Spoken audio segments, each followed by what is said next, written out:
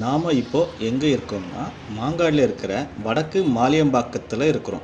இங்கே நவபாசன ராஜமுருகன் கோவில் இருக்குன்னும் அந்த முருகன் கோவிலுக்கு வந்தால் பல நோய்களையும் பிரச்சனையும் தீரும்னு சொல்கிறாங்க.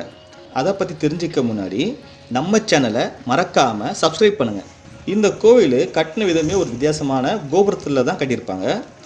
இந்த கோவிலை பராமரிக்கிறவங்க ஸ்ரீ நவபாசன வடபழனி சித்தர் பீடம் அறக்கட்டளை தான் பராமரிக்கிறாங்க. நவபாசன முருகன் சிலையை அமைப்பதற்கு முக்கிய காரணமாக இருந்தவர் மகாகுரு ஸ்ரீ அரிந்தனர்கினியனாரின் சீடர் குரு ஸ்ரீ வடபழனி சித்தர். முருகன் சிலையை 9 முறை சுற்றி வந்தால் பல நன்மைகள் நடக்கும்னு சொல்கிறாங்க. அது எப்படின்னா, ஓசோன்லேருந்து வர காற்று நேராக முருகன் சிலையில் படுற மாதிரி கோபுரத்தை வடிவமைச்சிருக்காங்க. அந்த காற்று சிலை மேல் பட்டதும் சிலையிலிருந்து நீர்த்துளைகள் வரும்.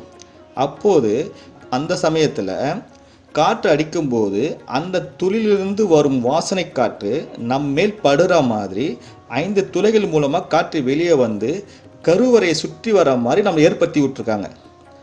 அப்போது ஆண்கள் மேலாடையின்றி சுற்றி வந்தால் இன்னும் நன்மைகள் நடக்கும் என்று சொல்லப்படுகிறது.